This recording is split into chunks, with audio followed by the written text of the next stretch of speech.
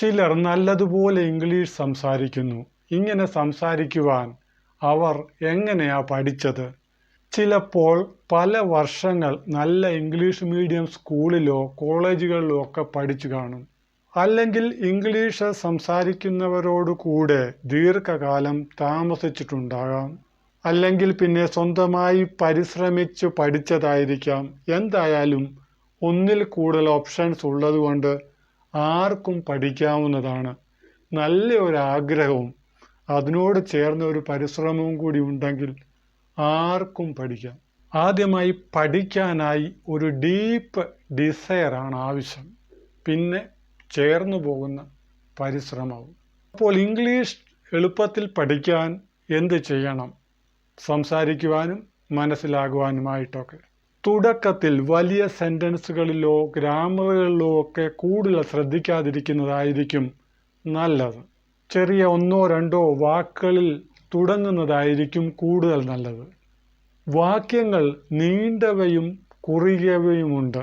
അറിവുകൾ നൽകുന്ന വാക്യങ്ങൾ പൊതുവെ നീണ്ടതും മറ്റുള്ളവരോട് എന്തെങ്കിലും ചെയ്യാൻ പറയുന്നതായ വാക്യങ്ങൾ പൊതുവെ കുറുകിയവയുമാണ്.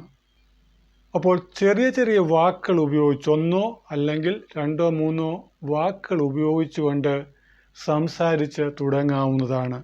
പടിപടിയായി വലിയ വലിയ സെൻറ്റൻസുകൾ വളരെ നിഷ്പ്രയാസം നമുക്ക് സംസാരിക്കുവാനായിട്ട് കഴിയും.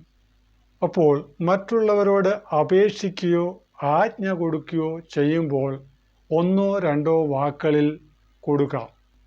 ഉദാഹരണത്തിനായി നമുക്ക് ഡു എന്ന വാക്കെടുക്കാം. ഡു ചെയ്യുന്നു. ഒരാളെ നോക്കിക്കൊണ്ട് ആരെയെങ്കിലും നോക്കിക്കൊണ്ട് ഡു എന്ന് പറഞ്ഞാൽ ചെയ്യൂ എന്നായിത്തീരുന്നു. ഡു ചെയ്യൂ, പ്ലീസ് ഡു ചെയ്താലും. അപ്പോൾ ഒന്ന് ആജ്ഞയാണെങ്കിൽ മറ്റേത് അപേക്ഷയാണ്.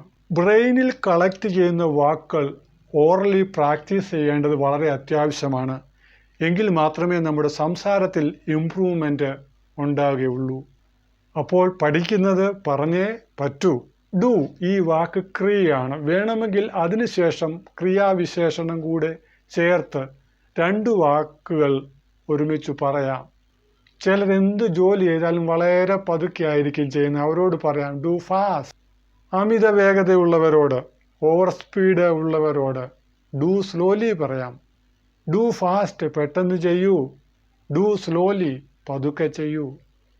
മറ്റു ചിലരുണ്ട് എപ്പോഴും ചെയ്യുന്നതെല്ലാം വളരെ ദുഃഖത്തോടു കൂടിയാണ്, ദുഃഖം ആഘോഷിച്ചുകൊണ്ടാണ് ചെയ്യുന്നത്. അപ്പോൾ അങ്ങനെയുള്ളവരോട് പറയാൻ ഡു ഹാപ്പിലിയോ അല്ലെ ഡു ജോയ്ഫുള്ളിയോ പറയാം. ചെയ്യുന്ന കാര്യങ്ങളിലൊക്കെ വേണ്ടത്ര ശ്രദ്ധ പുലർത്തേണ്ട അത്യാവശ്യമാണ്. അശ്രദ്ധയോടുകൂടി ചെയ്യുന്നവരാണെങ്കിൽ അവരോട് പറയാൻ കെയർഫുള്ളി, ശ്രദ്ധിച്ച് ഡു കെയർഫുള്ളി. സിൻസിയറായിട്ട് ചെയ്യാത്തവരോട് do sincerely, sincerely, boldly, here, there, now, then, etcetera. ഈ വാക്കുകളൊക്കെ നമുക്ക് വേർബിൻ്റെ കൂടെ, വേർബിന് ശേഷം അഡ്വേർബായിട്ട് ഉപയോഗിച്ച് സംസാരിക്കാവുന്നതാണ്. അപേക്ഷിക്കുവാനോ ആജ്ഞാപിക്കുവാനോ. അപ്പോൾ ഇങ്ങനെ ഇംഗ്ലീഷ് പറഞ്ഞു തുടങ്ങാം. ആരംഭത്തിൽ ചെറിയ ചെറിയ വാക്കുകൾ കൊണ്ട് ആരംഭിക്കുന്നെങ്കിലും സാരമില്ല. പിന്നീട് പടിപടിയായിട്ട് വലിയ വലിയ വാക്യങ്ങൾ, സെൻറ്റൻസുകൾ പറയാൻ നമുക്ക് കഴിയും. അതിന് ശ്രമിക്കാം, പ്രാക്ടീസ് ചെയ്യാം.